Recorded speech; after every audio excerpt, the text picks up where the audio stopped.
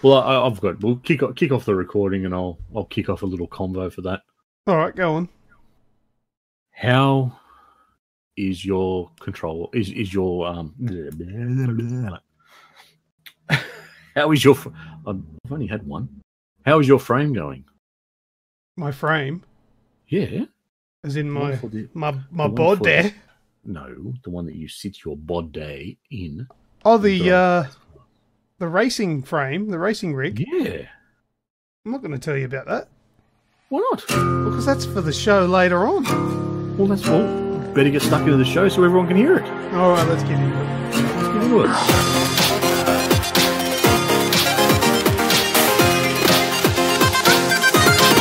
Press start.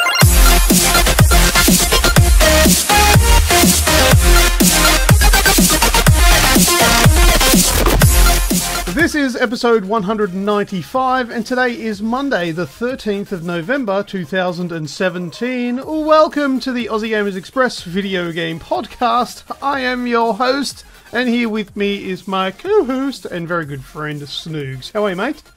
I'm pretty good, mate, but I'm not sure who I'm talking to. Did I not say my name again? Yeah, you missed out.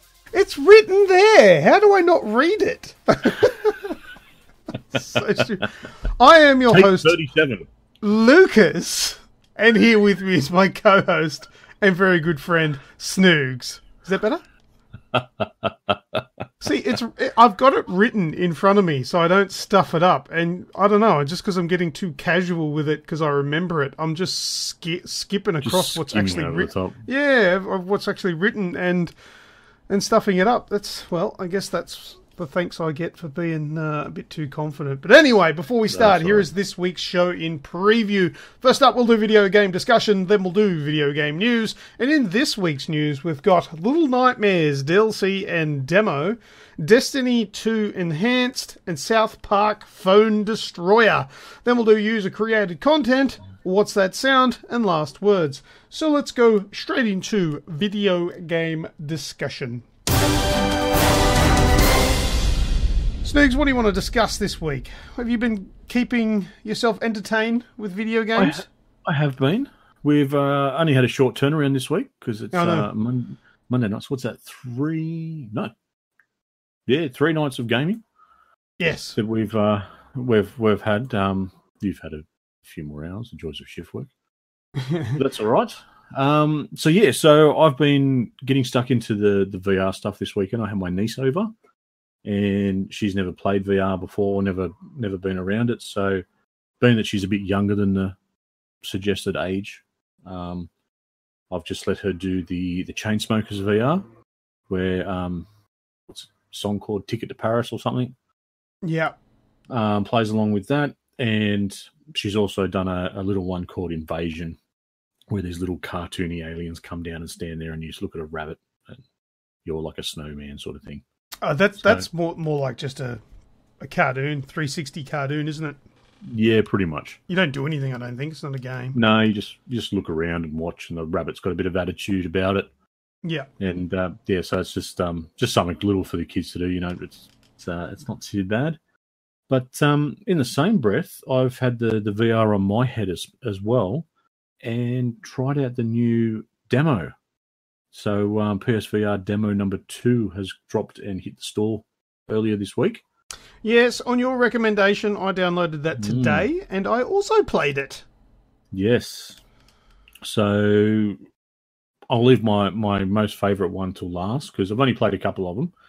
But first of all, I played Star Child. Yes, I played that one too. And what a cool little game. So you're kind of watching this scene unfold in front of you, and you're controlling the character still as well, but you kind of feel it's weird to say, you're pretty much just watching like you would be watching a TV, but you're in it. You're in there, so you're sort of watching from the side, and it's a what would you call it, like a side-scrolling platformer? Yeah, it's a side-scrolling platformer, kind of like what's the name of the game? Like Little Nightmares, I guess, except it's on a 2D plane, and essentially the VR aspect comes in with you are the camera, so you can look left, up, down, right, all that sort of stuff to take in what's actually occurring in the surroundings, and then you can obviously watch where your character is going and jump and all that sort of stuff.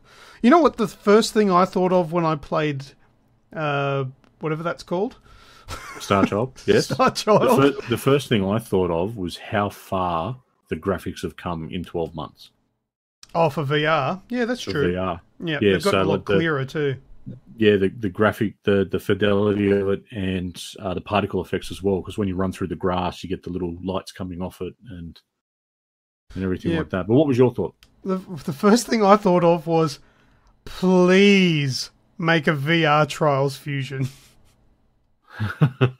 Because it's that same sort of 2.5D platformer. I'm like, oh, I would absolutely love it if Trials did this with their next game. That would be so good. That's what I was thinking of. I'd still probably rage quit. Yeah, probably. Probably rage quit a lot quicker.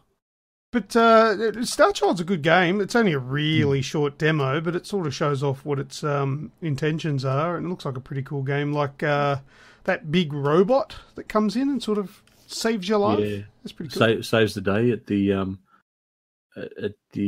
end of it. But it's a cool little demo. It's only like 2 or 3 minutes long. But yeah, it's very cool. Just the way you can. There was little things I noticed where you'd stop your character and they'd sort of half peek around a rock to see something that's in the background, and you'd run across to the next one and they'd look again, and the way that they climbed up things, the way that you had to go and do the little puzzles to open up the next section, and I just thought it was all put together very well in a very different way than what I'd been playing VR in so far. Yeah, and it's got to be tricky developing a game like that as well, because with VR you can essentially move your head wherever you like. So there's a lot, well, there's not a lot you can hide as a developer, because you can look around items, because you can stand up and look over the top, or you can look around the side. So yeah, there's not a lot of hiding to be done there. So you can't just put something in the way. There was once or twice where I was leaning off to the right of my chair. Yeah. In both this game and the next game I'll talk about, that saw me trying to peek around a corner trying to find a way through something. And I mean, it's something that people have been doing for a long time, sort of trying to look around things, but it's no longer in vain. You're actually doing it for a reason, because you can actually see beyond. Yeah, that's right. So what else did you get off on that demo disc? Moss. So Moss is... He's a mad character from the IT crap, mind you. Yeah, I saw your video. Saw a part of it today. I haven't watched the whole thing yet. But, so for anyone listening, there is a playthrough on our YouTube channel. There is. That you can go and have a look at. But, so it starts off and you're, again, it's, you're kind of the camera. Yeah. But you're also interacting with the world, so you're like this godlike figure who has a I can't remember the name of the masks, but they use it in a lot of different anime type stuff. But is that one thing you noticed when the little mouse comes down to the edge of the boardwalk? Yeah, the little ball thing, No. No, what are you talking about? When you know how at the very beginning he comes down onto the little dock or whatever it is. Yeah. And he stands there and he looks down into the water. Yes. Did you look down into the water without the controller there? No, I didn't. Why? What's there? When you look down into the water, you can actually see a face. Of yourself? Of yourself. So you're wearing a mask. Oh, okay. Yeah. So the mask that you've got on is... I always refer to it as something that you'd see in Studio Ghibli type stuff, which we've spoken about before. Yes, which I'm well aware of what it is this time around. Yeah, now you know what it is. Yeah, so that sort of it's a white mask with the lines and the big dark eyes and that sort of thing. And yeah, if you move your controller out of the way, when he actually looks over the edge of the dock, you look down as well, and you can see a reflection in your water. Oh, I'm going to have to play it again. So, so that was the first cool thing. And the fact that he interacts with you and sort of says, like he waves for you to come along and and get along there. I'm standing there, or I'm sitting down, playing through it. Didn't notice my wife come into the room and scare the absolute shit out of me. But luckily I wasn't playing Resident Evil at the time. But I'm sitting there talking to him. And like, yeah, no worries, mate. I'm coming. I'm working it out. I'm trying to get it done. Yeah, just hold your horses. And I couldn't believe how awesome it was. I did a similar thing like that in my playthrough, which you can see in the video. But let's not glaze over the fact of who we're talking about. I would assume Moss is that little character that we're talking about. That's his name, I'm guessing. No, his name is not Moss. Oh. It is... keep going with it, but... Well, what I was going to say anyway, this character that you're playing as, sort of, that you control, he's like a little mouse. Is he a mouse? Yeah, he's like a mouse cross, Bilby cross. Yeah. He's a bit of everything. Yeah, kind of little thing. Anyway, he's the cutest little dude I've ever seen in a game. And the thing is, because you're in VR and you're looking down on this world, you feel like a giant. And he just looks so tiny and cute in his little world that's designed for people his size, or for things his size, mice or what have you. And he's got like a little sword and stuff, like he's a little adventurer. Yeah, he's got his little sword in a little sheath and whatnot, and you've got to make sure that he gets through the world all right. So cool. And he squeaks a little. It's like... Beep, beep, beep, beep. Yep. His name's Quill. Oh, is it Quill, is it? Oh, in my video I refer to him as Moss. I just assumed. I guess that was a silly thing to do. Quill, is it? That's a nice name. Quill. But yeah, he looks over at you and goes... No, I wasn't being facetious. I like that name. No, cool. I know. But it's this automatic bond. I got the same thing. It's this, because you're such a feature in the world. Yes. It's this automatic bond that you get with him. You feel like you're there with him. And he looks over at you and he gestures like, come on, let's go. And there's me. You can see the camera. I'm like nodding, going, yeah, let's go. Yeah, I did the same thing. I was talking to him. My wife's come in. She's like, what are you doing? I'm like, shh, go away. I'm helping this little dude out. And she's like, oh my God, and just walked away. And mind you, all this time I still had the headset on. I didn't look at her. Just, no, it's all right, mate. We'll get through it. We'll get to go. Yeah, it's the cutest little guy ever. It's so great. I think it's a fantastic game. Essentially, it's a puzzle platformer, and but the ways in which you've got to move things around and made it so I realised that I sit way too close to my screen and my camera for VR with a game like that. No, I've sort of instead of having the full control because you use the light bar on the controller to get through everything. Yeah, and move it. I had to hold the controller up in front of my face, and then occasionally it'd lose tracking on it and whatnot. So, I'll have to rearrange a few things when that comes out. But I like how there's essentially three things that you're controlling simultaneously, which is and it's all intuitive because it works with the way I guess your body works. So you're holding the DualShock 4 controller. Now, the 6-axis of it and the motion and the tracking with the light bar, with the camera, with VR, you move that around in the world to physically grab objects and move them around and manipulate things in-game. Also, you've got the thumbstick on the controller, which is controlling Quill, the little mouse guy, who you can move around in the world, and you use the buttons to jump and attack and all that.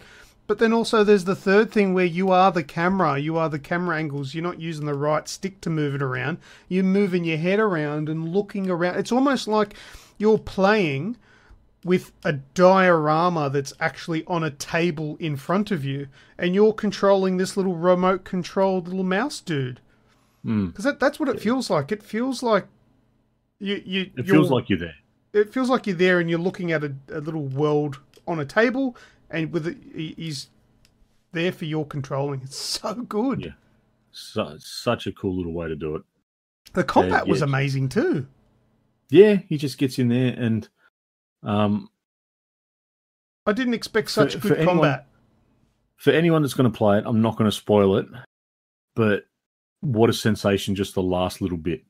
Yeah, well, like essentially that last bit was a brilliant sort of ending to a demo, and great time for them to pop up by now. Yeah, exactly, because it was like, okay. I think if it was coming out sooner, because I don't think there's a definite date on it yet. I've heard March next year, but no, it comes up. Sorry, I looked it up in the store. I can't remember the date, but it's February 2018. Okay, it's there's a date on it in the store. All right, no worries. Yeah, well, that's not too far away, which is good. But the sound, and I'm being purposely vague for anyone listening, but the sound of that last little minute. And the fact that Quill just sort of sneaks his way in with his little sword out and then stops and looks at you. And you're like, it's all right, mate, we'll get through this. Yeah. It's okay, don't worry. And then bang, it's done. Damn it! Yeah, I've just brought it up now. It's 27th of February 2018. Oh, cool. $44.95. Yeah, they can have it. Oh, I'll give it to them quite happily. Yeah, 100%. So will I. In a heartbeat. It was a brilliant little demo. Once again, it's only a couple of minutes, only like a 5-minute demo. But that was enough to just go, ooh, whistle is sufficiently wet. Yes. Yes, very much so with that. It was a lot of good fun. Yeah. And he's a cool, cute, lovable little character. Does it say what he is? I still can't get around just how he interacts with you and the little things that he does to... Yeah, it's brilliant. Oh, yeah. Anyway. In Moss, players meet Quill, a young mouse. There we go. With dreams of greatness beyond the confines of... I think that's what throws us off. Oh, it's a her. Quill is a girl. Oh, there you go. Yeah, because it says here, she finds a mysterious stone and an ancient magic is awakened. There you go. Quill's a little girl. That's so cute. Aww. What was I looking for? I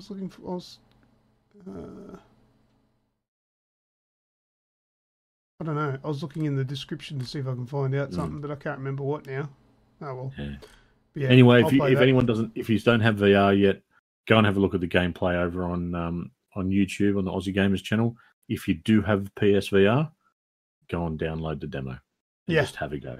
Just for sure. Even if that's the only thing you do, you've got to have a bit of a playthrough of it. Oh, you've got to get the VR. What is it? VR Demo 2. Demo 2, because there's no Moss demo, so to speak. It's inside the Demo 2. Yeah. There you go. As for the other one that we talked about, Star Child, there's no listing for that on the store yet, so I don't know much about that one. Yeah, all I know is what I saw at Paris Games Week. Yeah, which wasn't much. It was just a cinematic, really. Okay. The other stuff with playing around with the VR, I've done some rigs. Yeah. I've done the kitchen demo finally. Haven't you done that yet? No, I hadn't done it. Oh. Only because I've seen so many people do it. Yeah. It's kind of pointless because I know what happens. But you've actually watched what happens, right? Yeah. I've watched a lot of people do it. I've seen a lot of video of people scaring the shit out of people. We've spoken about it. You guys have spoken about it before on the podcast, and there was just not much point to do it. But then I thought to myself, well, I should at least give it a try, see how immersive it really is. So I did that, and there was one part that I didn't notice before. Oh, which bit was that? Very early on, there's a thing with horror movies that always gets me, and it's when they do that sort of shift, the phase shift, where they're kind of in one spot 1 second, and then it's like a flash, and they're in a move, and it's that really sort of crooked sort of move. Yep, I know what you mean. And she does that behind the dude, and she's sort of like, you see her come up and is behind a box, and then it's like a zzz, and she's over the other side. Yeah. And that was the bit that I sort of went, whoa, I didn't see her do that. But then everything else where it's up front and personal, I've seen that before. Yeah, I couldn't handle when she put the knife in your leg. Oh, I knew it was coming, and my stomach still twisted. That's how much of effect it does have. Like I knew it was coming, and the stomach, there was like I had to stop myself from pulling away. Yeah, look, I know there's probably some people out there that would do those sort of experiences and won't flinch. But I honestly think that if you don't flinch at that, you're either like trying your hardest to like zone out and try to not look scared, so you don't look like a pussy. And so many people do that. Flinched. Oh, I don't, mate. I flinched. I screamed. Yeah. It was a manly scream. It was manly, yeah. But it was a scream nonetheless. It was a scream with a deep voice. That's right. I went, what is that? What is this? Lumberjack. What is this? I was almost a Lucas sandwich. And actually, I got my wife to do it as well. This is back when it first came out. And I was actually a little bit concerned that the neighbours were going to call the police. Because she sounded like she was being murdered. Oh, I think I've actually seen. I think you showed me that video. Oh, I made a video, didn't I? You did. I'm pretty sure I've seen that one. All right, I'll find it and I'll put a link to it in the description of the podcast. I forgot about that. Dear me. What else was it? On Friday night after we jumped off, we jumped into another chat party and I was playing a bit of Destiny. We got our Greggio. Yeah. And then the only other thing I've played really is more Destiny. I can't get enough of that. That's now officially my switch off game. Okay, yeah. That's just the completely different people we are. I guess you can keep going back to something like that right now. And this is I'm not bashing Destiny 2 at all because I loved it. I really think it's a great game. But right now, I couldn't think of anything that I want to play less. Yeah, it's one thing that I need to bring up about it though. What's that? I can't pick frame rates or anything like that, right? So we've discussed this previously.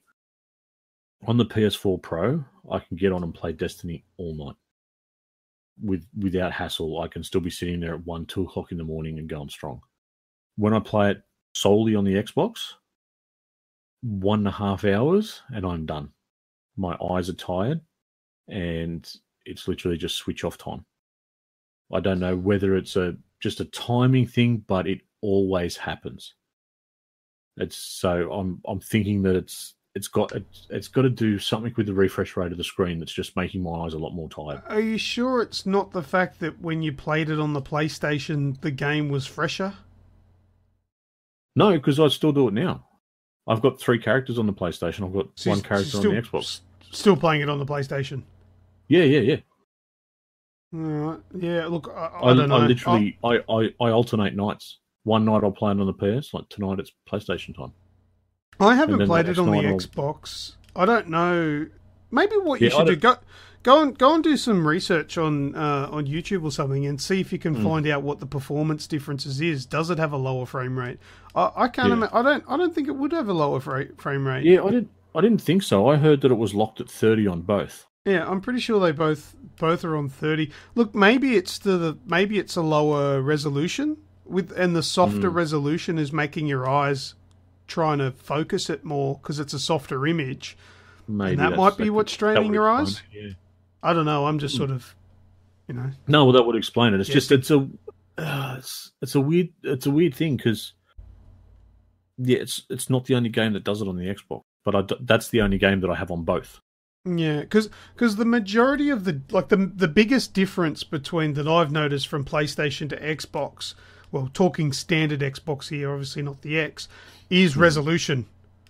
Generally, the games run at similar frame rates. It's just that the Xbox has dropped the resolution by 20, 30, 40% sometimes, so they can maintain that frame rate, that reasonable 30 to 60, whatever it is, frame rate. So that would explain it too. It's probably the lower res. Yeah, it feels to be a bit more vibrant on the PS than it does on the Xbox. So that could very well be the issue. But I'll have a look into it. But that's the only thing, like gameplay wise, mechanics, everything. It feels fantastic. And hell, I'm using an Xbox Elite controller, and how good is that? Don't have one. Never used one. You can borrow mine. I'll bring mine around next time. I'm not going to borrow yours. You can have a play with it. No, because I'm not going to break it. And then Rachel will go, Pat, take that and get out now. Nah, I'll end up breaking Don't show him any more things to play with. Yeah.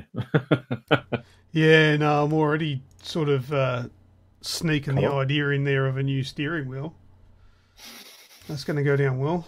You just missed the sale, mate. I'll tell you when the next one's on. Yeah, I'll maybe wait for the next one. Yeah. Anyway. Is that? But that's it for me. I've built. You can have a talk about yours very shortly. I've built myself a stand for my steering wheel. Mm-hmm. So some good old bits and pieces that I had out in the shed. Put them all together. The joys of what I do for a crust has paid off. So I've got a nice little setup now and just putting the finishing touches on maybe tonight, maybe tomorrow. See how I feel. So essentially you're really good at building big boy Meccano sets. Pretty much. Yeah. Pretty much. And that's what that stuff is. That's all that stuff is, mate. And I'll put a picture up. Once it's all finished, like I said, I've got to put a few little touches on it because the way it goes together, when you try and tighten the steering wheel up, it doesn't quite latch on properly. I've got to put a flat base on it. Yeah. And the shifter doesn't actually sit on there, so I've got to sort of, MacGyver something for that. And duct tape. Yeah, everything else is it's not nice and basic, but it does the job, and it's something that I can literally just slide in front of me, and then when I'm done, I'll slide it out of the way. And instead of having, cords and shit everywhere, it can all just be in the stand, and then I plug, one into the PlayStation, one into the power, and away we go. Nice. Well, lots of fun. While we're on that topic, I'll tell you about mine. Right, so going back probably, I don't know, maybe best part of a month ago, I had a word to my dad. My father is actually he's retired now, but he was a Boilermaker and has been for a very long time. He knows his way around a welding machine. So I went around to his place and I showed him a photo of a racing rig. And these things that I was showing him, they're about $800, maybe $1,000. And I said to him, "But what do you reckon you'd be able to put something like that together?" And he goes, "Yeah, I could do that." And he said, "Can you get me?" Because I showed it to him on my phone, I Googled it. Yep. And he goes, "Oh, if you can print off that photo for me," he goes, "I'll put something together like that for you." I said, "Okay, sounds good." And then it was about a week ago. He rings me up and he says, "Oh, I've gotten most of the way through that thing you wanted." And Dad, I don't think he fully understands why the hell I want this thing. I told him it's for a video game, and he's like, "For what?" And my dad's very old school, so I was like, "Oh, it's for Emily. She likes the racing games, Yeah. And he says to me, "Come round. I need you to sit in it so I can sort of measure where, like the steering wheel would go and where the pedals would go." So because he can't do it himself because he's got to do the measuring. So I said, "Yeah, no worries." I went round there and sat in it, and he's measured and done all this sort of stuff. And I took the steering wheel that I have around there so he could work with it to get it right. And just a couple of days ago, he's rang me up and said it's ready. And he dropped it off to my place because it was a little bit too big to put in the car. But he's built it so it's actually collapsible, which is really cool. So you can take off a couple of bolts, and the steering wheel assembly part where the steering wheel goes will drop down flat, and the seat can be removed as well with a couple of bolts, which is really cool. But something that he went above and beyond, where he actually made the seat adjustable, which was sick, because that means that, you know, I can play it as an adult. I'm 5'10", and I can play it comfortably, but then my daughter can adjust the seat forward and she can play as well. And then there's someone like you can put it all the way back, being fucking 19 feet tall you are. Oh, 6'4". It's not that bad. Oh, you're nearly a foot on me. Oh, not really. Half a foot on me. But yeah, so what he's done is he's actually taken the seat adjustment from an old... Because my parents live on 5 acres. They've got a couple of old wrecks out the back, which were their cars 50 years ago.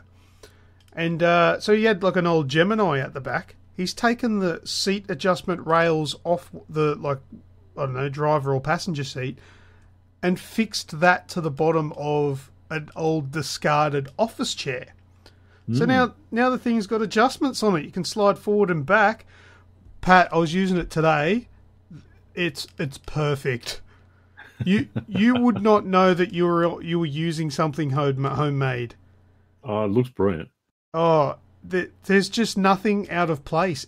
There's nothing that you would get in it and go, oh, if I'd bought one, this would have been better. It feels perfect. So you'd say that with mine. It's still in galvanized steel. It's still just got bolts hanging out of it.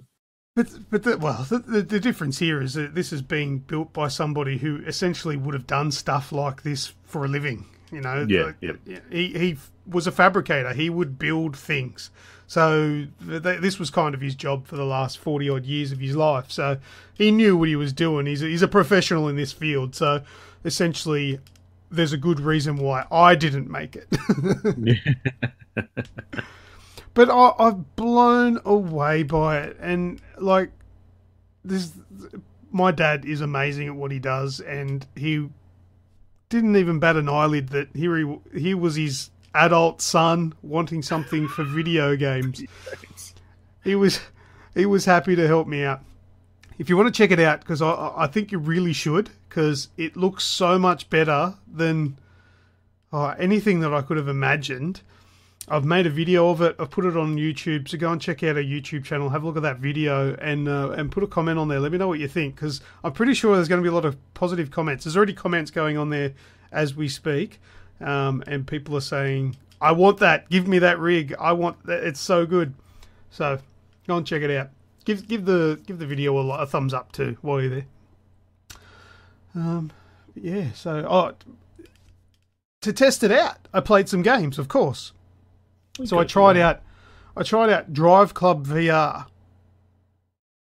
Been a while since I've played that. Have you got Drive Club VR? No. Don't get it.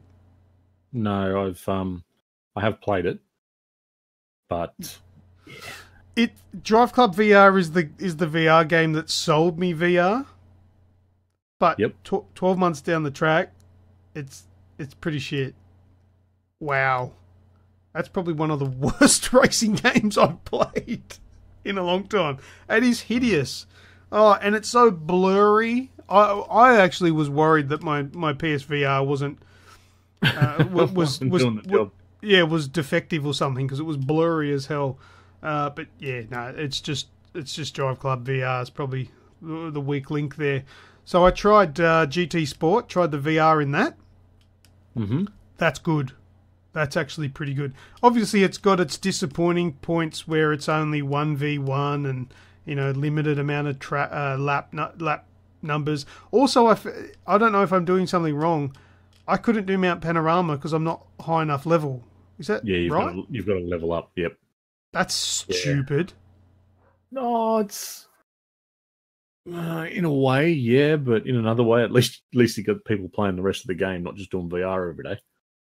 Well, who cares? I bought the game. Shouldn't I be able to do what I want in it? No, you do what you're told. No, that's bullshit. I think it's dumb. Look, I understand unlocking the cars and all that sort of stuff, but let me race the tracks. Yeah, I'm not a fan of it, but what is it, level 14 or something you've got to be before you do Bathurst? Yeah, and I'm level 3. Give me a break. I'm never going to get there. But anyway, like I said, it's got its little quirks that I'm not happy with, but the VR was actually pretty cool to play. It was fun, and it's probably one of the better looking ones as well. I also tried out Project Cars 2, and playing them back to back, I actually really noticed the fidelity difference. Yeah. GT Sport looks lush as fuck. Visually, GT Sport shits over everything. Yeah, absolutely. Whereas, Project Cars, just that must only be 1080p. That mustn't be pushing 4K.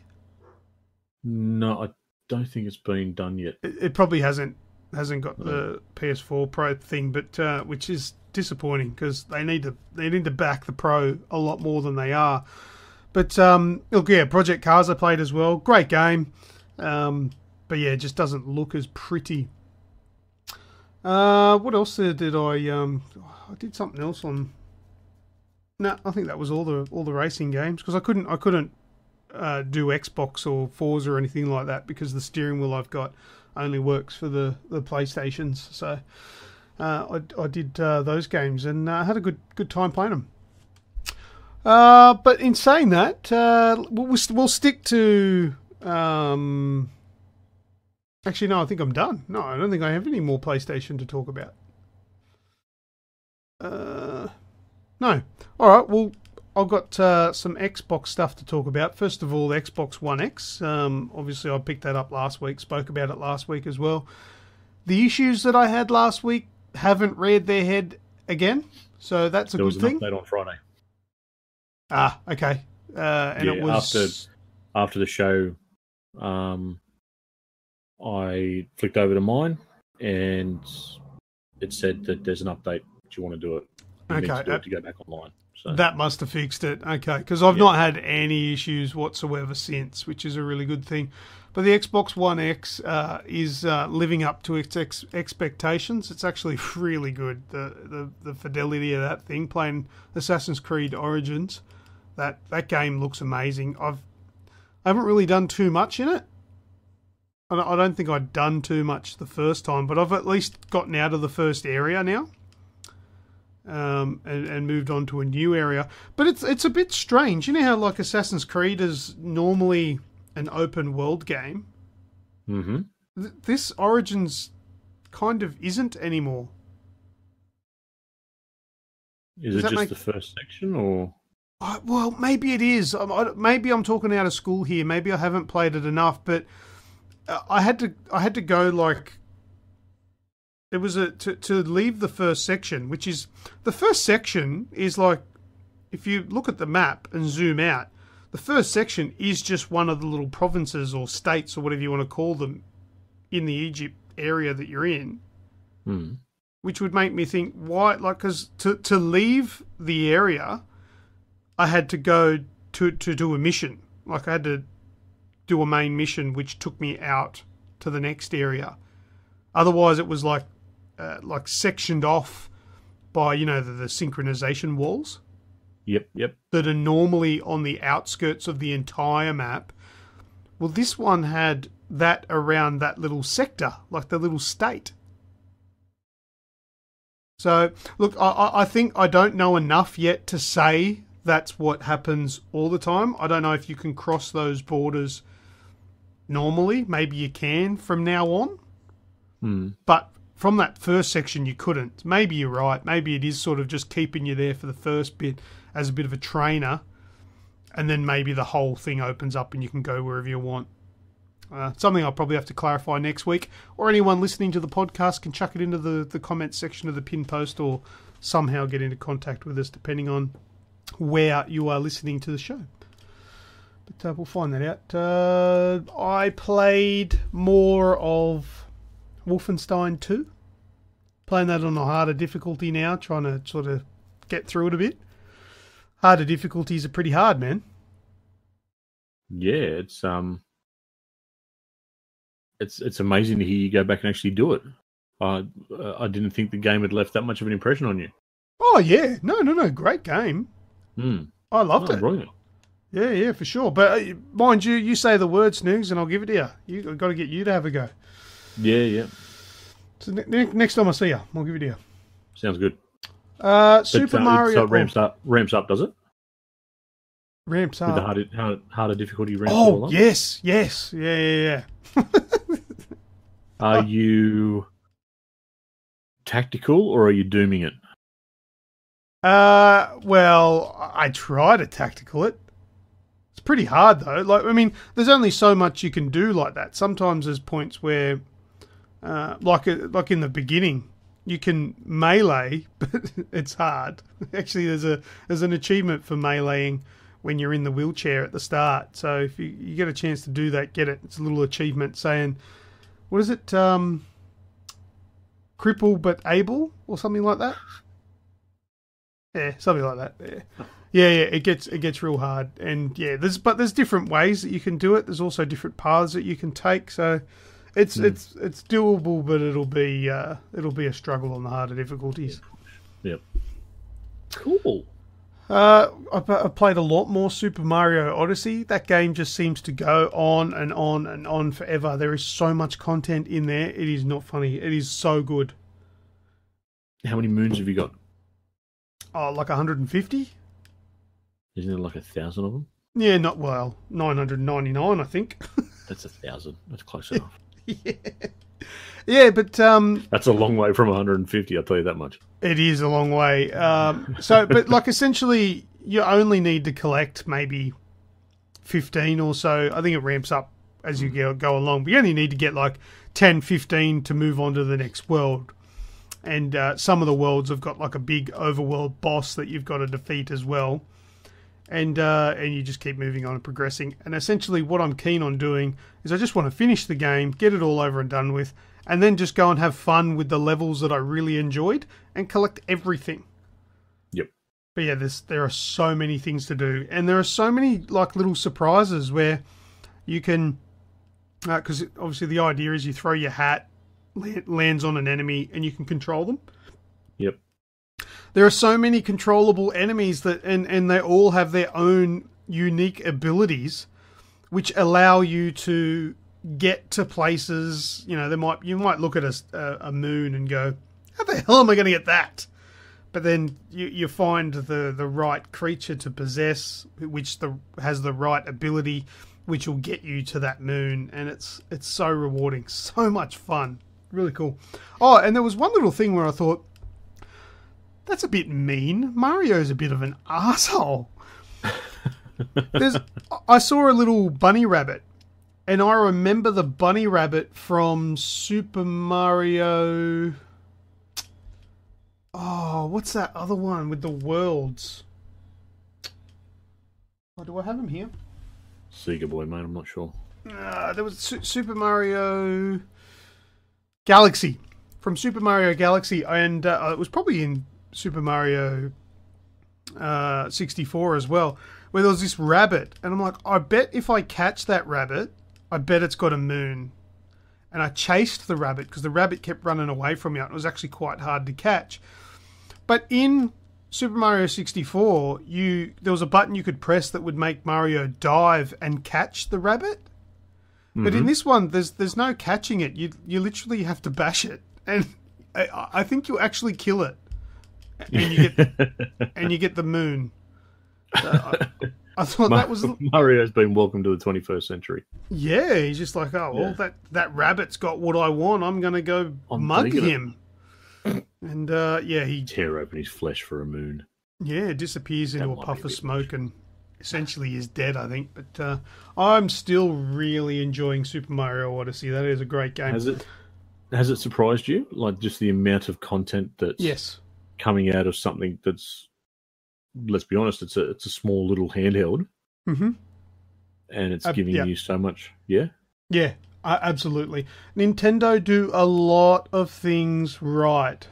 Essentially, for everything they do right, they do wrong as well. But what they do right more than makes up for their failures. And with failures, I mean, there are simple things like why can't the Nintendo Switch do voice chat?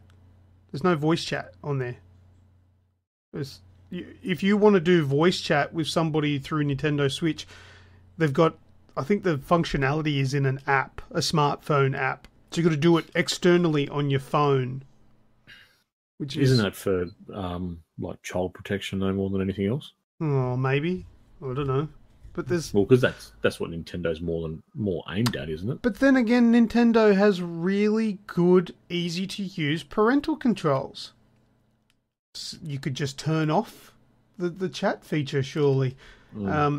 Another great feature is that it tells you how much time each user, because I've got 3 users on my Switch. I've got me, Emily, my daughter, and my wife. Although my wife doesn't use it, I set it up just in case. Mm-hmm. I can go into the app on my smartphone and it'll tell me how long I've played games for, how long Emily's played games for, and if Emily's played it for too long, I can lock her out. Or I can set a time limit. So, okay, she's only allowed to play for an hour a day. And you can set those times that she is allowed to, otherwise her account's going to be locked out. And the great thing is it individualises the time spent in games as well. So I can have a look at how much time I've put into Super Mario Odyssey. I can have a look at Spelunker Party, and it'll tell me all the times. And it's not something that needs to be dependent on the game. This is something that Nintendo Switch keeps count of. I think that's great. Could you imagine if the Xbox and the PlayStation had that? How good would that be? Oh, definitely, 100%. The Xbox does have pretty good parental controls. Oh no, I'm also talking about the timers, the game timers. Oh, that'd be fantastic. So you can see how long you've been and spent in X games. Some games have the timers, but in the game. If it doesn't have it in the game, you don't have a timer. Whereas the console itself has the timer, which is really cool. And then another thing that Nintendo drops the ball on, and I know it would be copying. It's just doing what everybody else is doing, but there's a good reason why everybody else is doing it, is because everybody wants it. And I'm talking about some form of achievements. Trophies or achievements. There's nothing. Nintendo don't have them. The achievement is owning a Nintendo. Well, that's one way of looking at it. But yeah, for everything that's fantastic, there's a couple of things that suck. But essentially, the console's great. I can't even tell you what the battery life is like on the console, because I've not worn the battery down. It's never been 0. I've only ever had it in the dock. But mind you, the Pro controller that I got, I charged that the night before I got the Switch. Haven't charged it since. It's not even halfway dead. Well, that's good. And I've played, well, probably more than half of Super Mario Odyssey, like halfway through the campaigny part anyway, and Emily's had a play as well, and that's all we've used was the Pro controller. So there you go. It's good. Nintendo, when their batteries in their controllers, I don't know how they do it. What else? That's it. That's it for me. Unless you've got any questions that I can answer, I say we move on. No, done. All good. All right, let's go into video game news.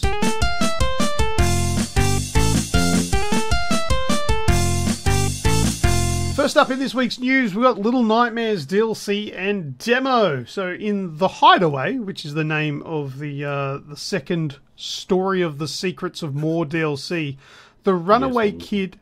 Sorry? I'm looking forward to this. Yeah, it looks good. Little Nightmares smacked me. When I finished that, it was like a slap to the face. It was brilliant. Loved it. I haven't played the first DLC that came out as yet. Anyway. Not yet. No. Let me get through this. The runaway kid wakes up in the engine area of the Moor, a dark and grimy place populated by gnomes.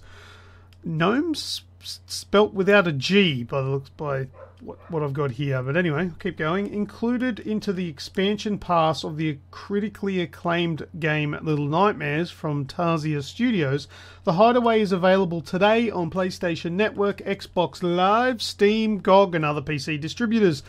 The start of Six's adventure is also available to enjoy as a free demo starting today on PlayStation and Xbox Live. No free demo on PC, by the looks of things. Bandai Namco Entertainment Europe is also pleased to announce the release date of the third and last story of Secrets of the Maw, which will be February 10th, 2018. So there you go. Very good.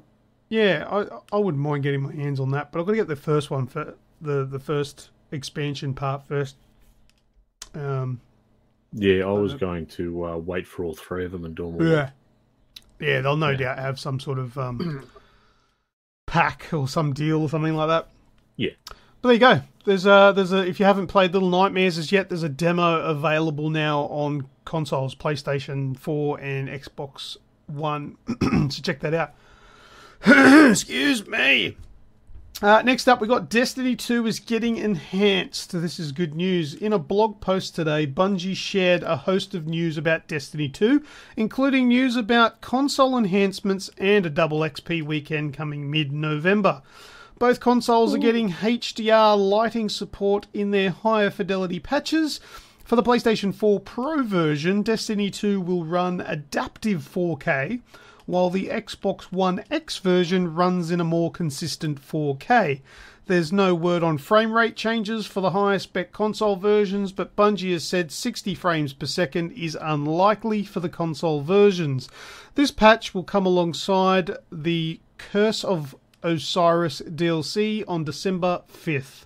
Additionally, Bungie is holding what they call a Clarion Call, wherein all players who are in a clan will receive double XP during the weekend of November 17, which is this weekend, starting at 10 PD... Well, I guess that's 10 AM PDT? It doesn't say AM or PM. 10 PDT and ending at the same time on November 20.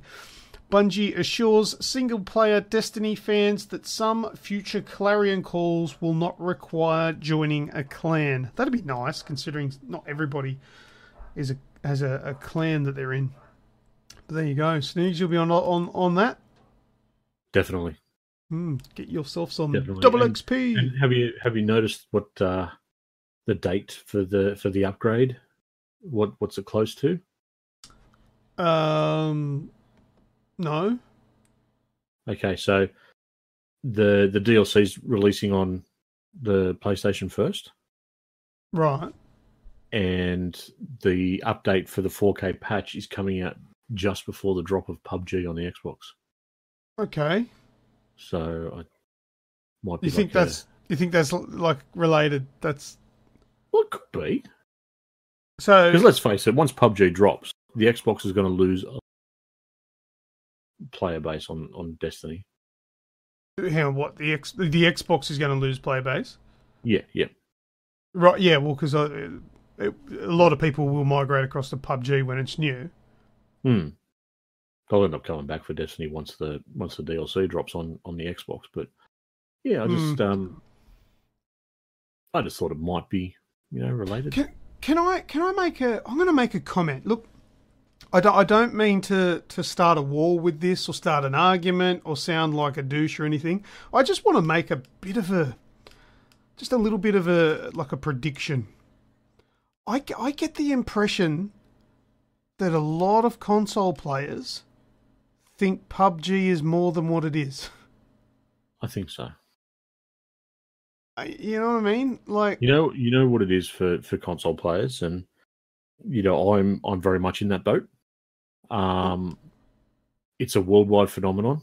It is every time you turn Twitch on, it's on there front and center. And I can't play it. But you can't have it. I can't have it. Yeah. So I want it. I want to have a go. I don't deny it. I'm caught up in the hype train. I want to have a crack at it, and I will have a crack at it. But Yeah, as will I. Yeah. And I'm not saying it's bad. I'm definitely not saying that, because I do think it's a good game. But I just get this sort of weird feeling that people are going to expect more than what it actually will be. I think it's more about the fact that us who are solely console can't have it, and we want it. And I want to see what it's all about. I want to see what this hype's about. Yeah. Well, look, I'll definitely be getting it. I'm definitely not a naysayer. I don't think it's going to fail or anything like that. But I just get this impression that a lot of people are going to be disappointed and think, but then they won't really own up to it because of all the hype they built for it around themselves. That's always the hype train, isn't it? Yeah, you know when people do that, they're like, "Oh, I'm getting myself this new, I don't know, like a new car. I'm getting this new Toyota Land Cruiser. It's the greatest thing in the world." They go and pick it up, and shit doesn't work on it. It's a bit crap. Doesn't have the power it wanted. They're not going to tell you that. No, because they'll feel like a little bit embarrassed because they said it was the greatest thing in the world, and it's a bit shit. And yeah, so they'll go with the lie and just lie to themselves until they get to sleep at night every night. Yeah. Mind you, I said Toyota Land Cruiser. That was random. I've got nothing against. I've never had a Toyota Land Cruiser because they're too fucking expensive. All right, next one. South Park: The Phone Destroyer. Look, before I go through this spiel that I've got here, I think I'm going to let the commercial talk for it. Give me a sec, I'm just going to play that. Let me tell you the legend of the Phone Destroyer. There was once a child who was on the phone all the time and learned to master its ultimate powers. This child became South Park's savior as there was unrest from the natives and their leader, Stan of Many Moons, was being a total dick. The Phone Destroyer vanquished the savages with his mighty powers.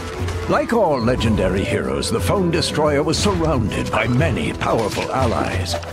But soon, warriors arrived with challenges of duels to the death. The Phone Destroyer pillaged armor and weapons from fallen foes, donning it on the battlefield as a sign of domination. Eventually, the Destroyer was so in tune with a grand device that neither man nor beast could match him in phone-to-phone combat. Mighty flying monsters were defeated. Aliens from distant galaxies were burned to ashes. Even the ferocious man-bear pig himself was slain. But the Phone Destroyer is no more, and new dangers have emerged. Stan of Many Moons has rallied his tribe once again, and they are all being huge assholes. And this is why we need you. Now, more than ever, it is time for you to rise up and become the next Phone Destroyer. Hey, new kid, we need you to come play with us. Put on some cowboy shit and meet us outside. And bring your phone! Phone Destroyer! What do you reckon? Does that sound like something you'd like to play? Oh, I'm downloading it now. All right, let me just read through here. South Park, Phone Destroyer. Downloading. Check. Lovely. Phone Destroyer has brought the comedy of South Park to Android and iOS devices today. While the Stick of Truth has the kids from South Park pretending to play in a fantasy world and the Fractured But Whole has them playing as superheroes, Phone Destroyer has them donning a variety of outfits including cowboys, cyborg, police and wizard costumes, promising a large single-player story and featuring real-time player-versus-player battles. If you like South Park's humour, you should probably check out this free-to-play mobile game. So there you go. I think one of the bosses is Man Bear Pig. Yeah, well, it was mentioned in the trailer there. I played it today, Snoogs. Yeah. And what do you think I think of this game? Oh, well, it's a card game. I know that much. It's kind of a card game, but not. It's kind of a bit of everything. It's as much of a card game as Clash Royale is. Okay, I get you. Okay, it's actually Clash Royale, but side-scrolling rather than up and down. Okay. That's how I would describe it. Well, you could probably appreciate the mechanics of it then, but the South Parkness, probably not. I love it. You do? I love all of it. It makes me laugh. Yeah. I enjoy the combat. The combat's really cool because, like I said, it essentially it looks nothing like Clash Royale, but at its heart, it's Clash Royale. What's got you behind it? I love it. Well, there you go. You found it. I think it's great. I don't know what it is that turns me off the console versions because I can't stand those. They're more your turn-based. I think that's more the issue. That's probably the main thing, yeah. That's the biggest issue is the turn-based stuff. But no, like the jokes, the South Parkness, I've actually laughed at. I thought it was really cool. It's not without its issues, so it's only new. It's going to need a couple of patches because I had it hang on me a couple of times and I played it on my phone as well as my iPad and it did the same thing. So it crashed a couple of times, but generally just rebooting it and it started, like you don't lose any of your progress because it's all online. But go and get it. If you're a South Park fan, play it. If you're not a South Park fan, give it a go because I'm not and I enjoy it. So there you go. How's that for a bit of news for as well as video game discussion? Very cool. All right, well, that is the end of this week's news. It is time for user-created content. All right, Snoogs. This week, the user-created content was, I guess, a little bit of a concoction of your idea and my spin on it, as you were a little bit busy and I tweaked it a little. But the question essentially posed on the page today, because it's late notice, I understand that, was what do you think of the current state of Call of Duty? And for some reason, I put it in speech bubbles or whatever. Let us know what you think of World War II and whether you still enjoy the COD franchise as a whole. And then, as always, remember you can comment below on any topic you like, and we'll also mention it on the show. But we got, so considering the late notice, we got some really good replies from a few people. So first of all, do we always go through the likes? The first like on the post was James Pearson. So cheers, man, you're a legend. Appreciate that. Let's go into the first comment, which is from Toby McCallum. So he's referring to I think World War II here, but let's go through it. It's a massive improvement for from the franchise, which was becoming stale. However, the multiplayer is becoming too complicated. Rather than being in a lobby, just choosing a match, customizing your loadout, they have created a new The Division type lobby known as Headquarters, where you can walk around, collect daily rewards, talk to officers for orders, etc. Like, I get what they're trying to do, but sometimes less is more. Oh, and the patch they got everyone to download pretty much broke the game for everyone for a few hours. Dedicated servers were shut down and replaced with peer-to-peer, causing tremendous lag, host migration galore, and lost XP. That being said, the game as a whole is outstanding and very refreshing. That's interesting, Toby. I haven't played the game yet. I played the beta, but not the actual game as yet. Have you got it? You don't have it yet, do you? I don't have it. Funnily enough, though, I actually played it with Toby on Saturday. Oh, did you? Yeah. So insider trading. Yeah, that was where my idea of the original when we first spoke this morning. That's where my idea come from actually playing it with Toby. Gotcha. And right. So I had a quick little go. His setup is completely different to the way that I set up with it. So obviously I was only there for a little bit, and I wasn't going to change anything around on him. So I just had a quick go with the way that he set the controller up. How do you manage without the inverted controls, you weirdo? I didn't. That's just flat out. I didn't. I kept trying, even to the point where I got one kill and I went to finish him off and I was shooting the roof instead of him lying on the floor. and he plays with the old school controls. So instead of R2 L2, he's got R1 L1 as your fire and your grenade. Old school. They're Destiny. PS3 controls.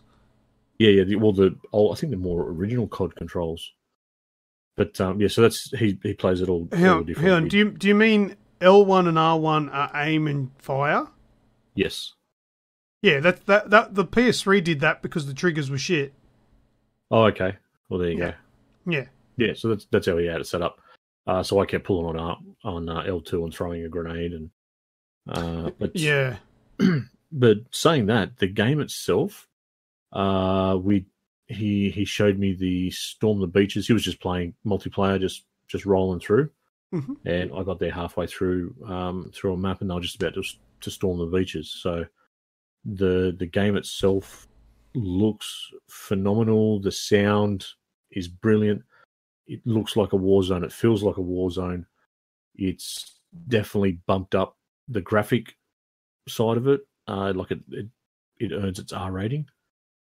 And like I don't have anything bad to say about it. I'm just the COD community sort of killed it for me a few years ago, but yeah. But what Toby's saying here is the Division style lobby, which it explains some videos that I've seen going around the internet, YouTube and Facebook and that, which sort of confused me because I was seeing a third person view and people were running around and I'm thinking, what is this? What's this third person view where they're running around and kind of look all clunky, but that must be the lobby headquarters that he's talking about. That must be where it goes into third person, I guess. Mate, I agree with Toby with that. I think less would be more. I would like it if it was just go and select what game type you want to play. I think that's a bit weird that they've done that. Yeah, and he was telling me about the patch and that it was causing a great deal of issue. And unfortunately, the dedicated servers have been shut down again today because they were causing issue and causing problems with the gameplay experience. But so it's back to P2P at the moment, which that's bad. Being that it's Australia, sorry boys. Yeah, good luck with that. Girls, good luck. All right, we're going to the next comment here from Ben Lavelle. Thanks, man. Thanks for commenting on here. We'll read out what you've got to say. The game is brilliant. All three modes are great fun. The new system with divisions is also great. The servers are obviously an issue, and hit detection, if not fixed, could break the game. However, all in all, I think they have done really well. I'm really looking forward to see what they do with this game. I won't be looking any further than Prestige Master, as level 1k is just silly in my opinion. I don't know what that means. 1,000? I don't either. Is it maybe what that is? I don't know. Getting up to a level 1,000, I don't think I'd get there either. For me though, Master do as well. Yeah. What was that? Prestige Master. I've never prestiged one in it anyway, so no, me neither. For me though, it's very easy to level up. It's short XP. Yeah, like short XP levels. Yeah. Okay. For me though, I'd like to see more chat in game somehow. I've met a few new streamers to play with, but I'd like to chat while playing. Sort of in-game chat sort of died off in the last few years. I think with the integration of party chat and everything like that. Especially the last few months, it's very much died off.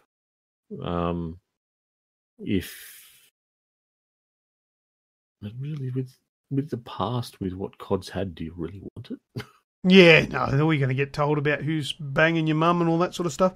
I did notice though that first two comments are all about multiplayer. Nobody's really mentioning the campaign, which is what I'm really interested in. Maybe somebody has further down the line. We'll get to the next one. Tom Taylor, thanks for commenting, mate. Really appreciate it. Hopefully you listen to the show, so you'll get this little shout out. Was a bit hesitant to get the latest game, but ended up getting it. Played it a bit. played a bit of the story and actually really enjoyed it. Finished it now. It's really good and the multiplayer is fun. It's a nice change of pace and the war game mode is really fun too. Well, he's enjoyed the story. Because, I mean, essentially, the campaign is what I really want the game for. I'll play a little bit of multiplayer, but it won't have too much longevity for me. It's not something I generally get stuck into. Next one we've got here is from Shannon Gilbert. There's a regular name that we see a fair bit. Thanks, Shannon. You're a legend. Thanks very much for commenting on this post. Let's see what you've got to say. World War II is actually great. Well, I'll clarify the game. World War II was horrible, but and by the looks of it, COD is going to get better when Treyarch drops a modern COD next year. Black Ops 1 and 2 was also always my pick. Not just for multiplayer, but the way the story continued on. Black Ops 2 made you feel like... Sorry, I can't read tonight as well. I always get... My eyes are getting really strainy reading this small text on the screen. Black Ops 2 made you feel for the bad guy. World War II story was pretty good, but it's something that's been done over and over again. Don't get me wrong, World War II is still good, so it's going to be great if they go back to boots on the ground for the next few installments. I agree with Shannon. I would like a modern game. We've gone from... forward, we've gone back now. It's kind of gone back to the... Yeah, I'd be happy with it. What is it, 5? Oh, no, I don't want Modern Warfare. No, don't go back to that. No? No, I just want something new set today. You know, with current technology, which is pretty cool. They've got some cool stuff available, but I don't want to continue the Modern Warfare story. That's finished. Cool. Yeah, I just want something. I don't remember it. I know I finished it, but I don't remember what you said. It was pretty confusing because it had all those different characters that intertwined and it jumped around a bit, so it was confusing. So I'd like a nice fresh one to get my brain around. All right, next one. James Pearson has said, loving the story mode. So much better than the last few. I haven't played much multiplayer yet, but it feels good. If I wanted an Alien advanced shooter, I'd play an Alien shooter. Makes sense to me. Should stick to a modern or older war games. What made them big in the first place? Yeah, that's where they were successful. I mean, you could say that the futuristic ones saw their downfall, or you could say that the timing of the futuristic ones, just the fact that the futuristic ones came towards the later stages where it was starting to wear thin already. Maybe. Or maybe it was that maybe no one wants the space shootery ones. I don't know. But good to hear you're enjoying the story, because that's what I'm looking forward to. So it's sounding like it's going to be good. I've not heard anybody say what it's about yet. Like, you know, does it follow the story of a particular soldier or a particular team or something? Don't know. Have you heard anything like that? No, because I'm not going to get it. I've got no interest. No, not so much no interest. I'd love to know the story, but because COD has burnt me before, where I paid the $100 and I played 4 hours of story, and then it was onto multiplayer. It burnt me. So I know that. What do you mean 4 hours of story? What are you playing it on the easiest setting? No, it was one of the Modern Warfares. It could have been 6 hours. I don't know. I burnt through it in one night, and just absolutely just smashed it. You've got to up the difficulty if you're playing it in one night. Still, it would have been on at least normal, or just the standard. I would never have turned it down. Oh, the Modern Warfare games were the best. Anyway, they were the best, but yeah, it just didn't sit well with me that I paid full price for something that didn't, like, it was all for online. Obviously, I play a lot more different now. Listen to us talking about a game that we haven't played yet. The people are coming to us to hear about these games, and we haven't played them yet.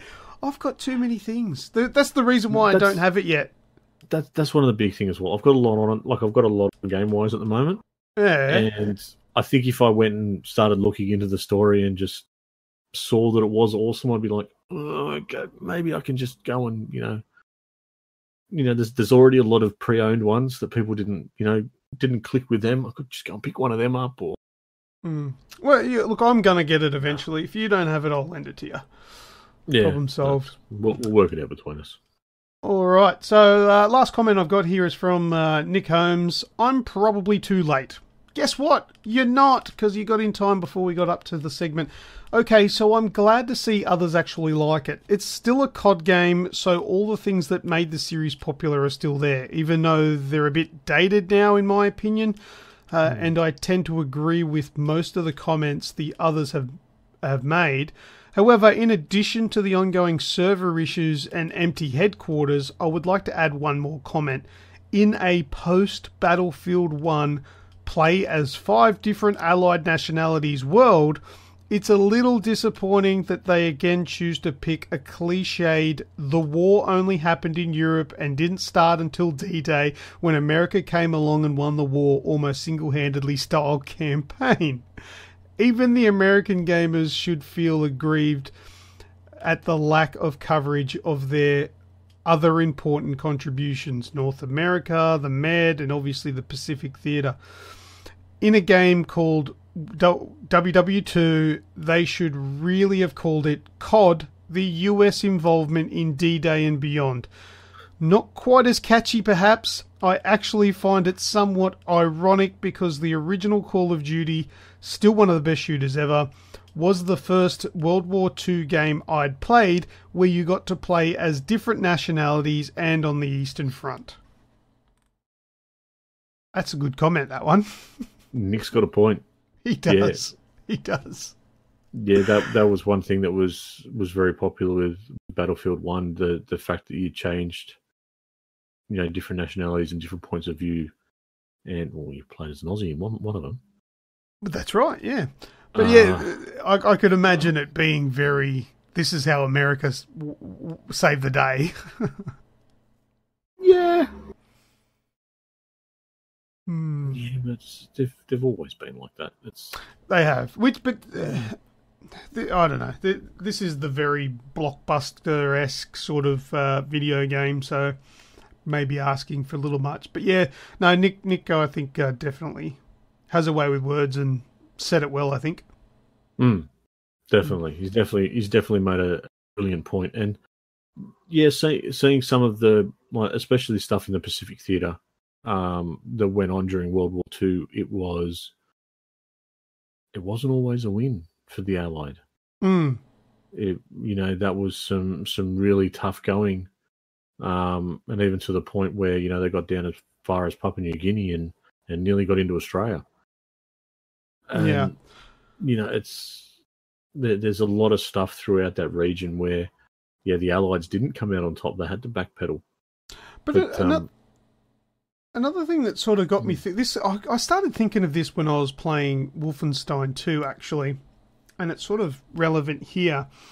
But there's a heavy sort of concentration on propaganda in Wolfenstein, where the Nazis are advertising towards I guess the other, not the Nazis, but I guess the Germans or whatever, that BJ Blazkowicz is a bad guy, and they're even making movies which depict him as evil, right?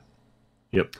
And that makes me think: is that what's happened to us? Is that what's happening to us through movies? Where we always watch these movies and the Americans are always the nice guys that are trying to do everything they can to be, righteous and all that sort of stuff. We never really see anything from the other side of the fence. Because, this might be kind of a little bit off topic, but do you know what I mean? Like, I'm sure there are sort of times in the war and like even today where the good guys are doing some pretty bad shit too.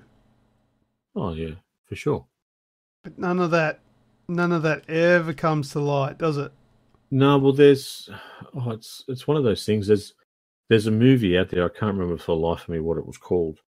When I was watching it, I myself, I love history, and I love learning as much as I can about what happened in the war and what different things went down and why it went that way. And there was one particular movie where it was portrayed that the Americans came in and bombs and blah blah blah, and they went off and they overtook this area, and it was all sort of happy days.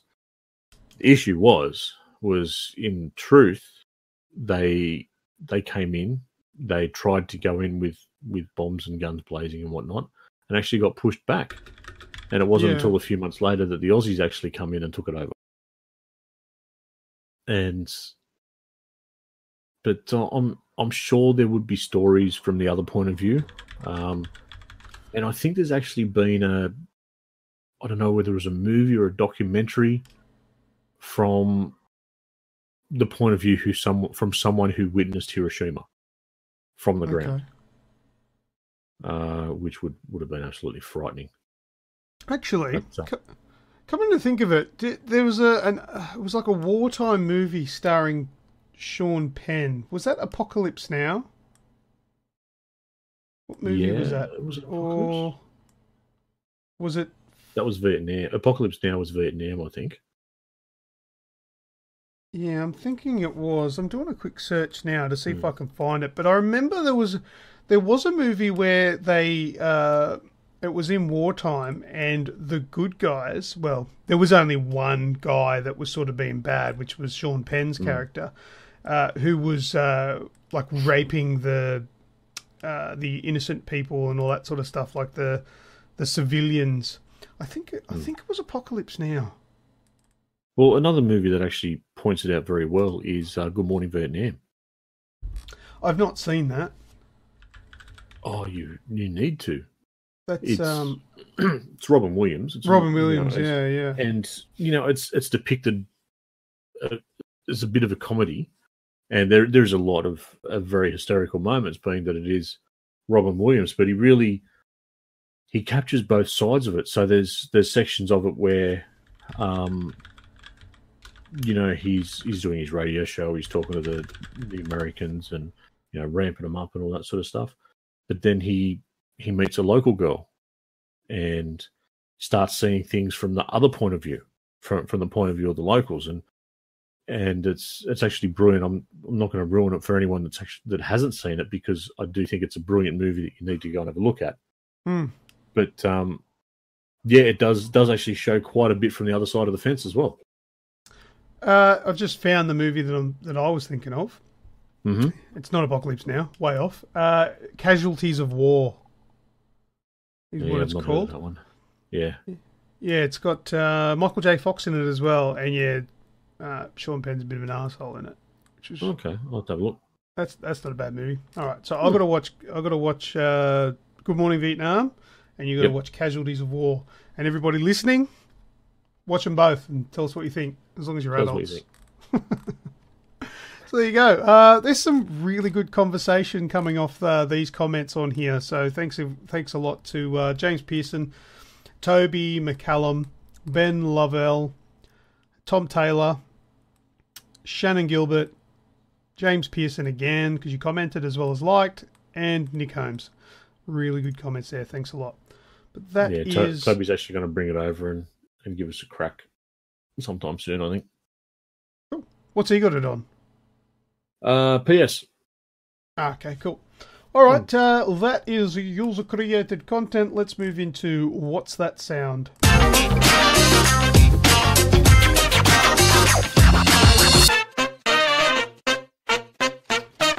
Right, Snoogs, last week you had a bit of a win, my friend. Woo! You picked this sound. Huh? What was that noise? Huh?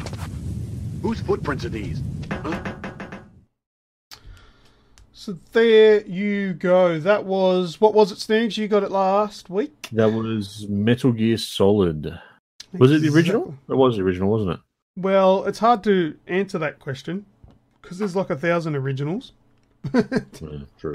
But if you're talking about the PS1 version, yes. Yeah, the PS1 version I'm talking about in the snow. Yes, that was in Shadow Moses was where that was. Yeah, it was snowing.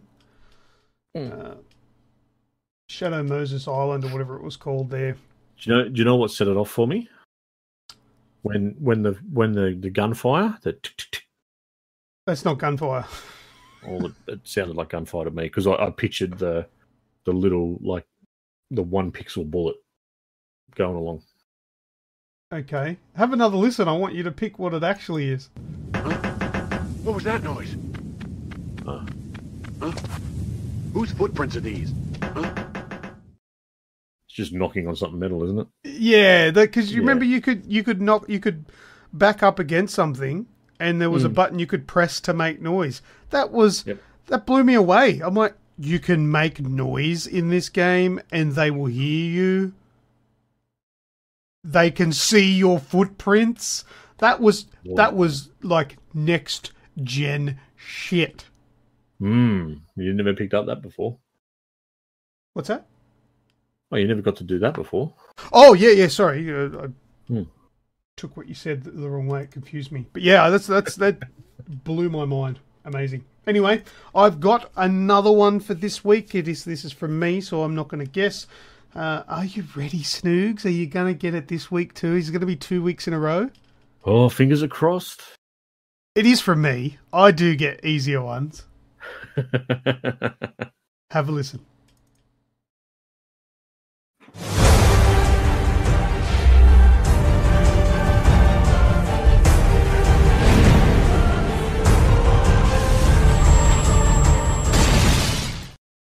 Do you know what that was? No, but play it again. I'll be back in 2 secs. You want me to play it now? Just give me a sec. Okay. Approximately 10 hours later. Sorry. That's all right. It was like a schooner of bourbon. What? It was a schooner of bourbon. What was a schooner of bourbon? What I drank, so I needed to pee. Oh, you needed to do a wee-wee. Is that what you were doing? Yeah, I had to run away. Right in the middle of what's that sound? Sorry, I was trying to hold off. I'll play it again for you. Mind you, when you said I'll be back in a couple of secs, you reminded me of something that I forgot to mention earlier in the show. I'll bring it up in last words. Have a listen again.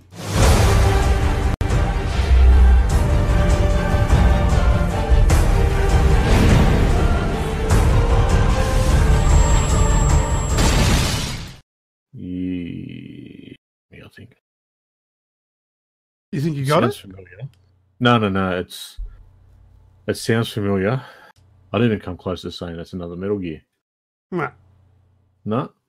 Come on, Snoogs, you've got it. You've got this in you. What did you mean? Or maybe not. No, that's the only other thing that's in my head is I don't think it's quite there. Say it, or you'll never know if you're right. Well, you will next week. But if you say it next week, you don't win. You're just embarrassed. You just don't want to be embarrassed by having a stupid answer, don't you? No. We'll chuck a Final Fantasy in there. Why not? No. Oh. Listen to it one more time.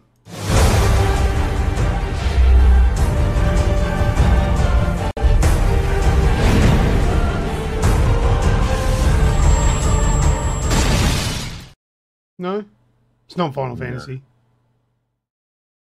Well, we're throwing it over to you, listeners. If you think you know what this week's What's That Sound is, then send us a message to our Facebook page, and if you are correct, you'll win yourself a free game. Just like Martin Creamers did when he messaged us a couple of days ago saying Metal Gear Solid for last week's. There's only been a couple of days, so there might be some more winners for last week's one that we don't get to shout out, but dem's the breaks.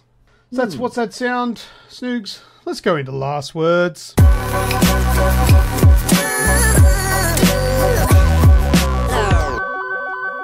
Snoogs, I forgot to mention, I tried out that Insects thing. That did launch on the Aussie system there, and I gave it a go on the Xbox One X. And how does it look? Well, what it is, it's like I think it's like 30, 45 second little animated film with they call it insects. They just called it lady beetle or ladybug because that's all it is. There's no insects. Okay.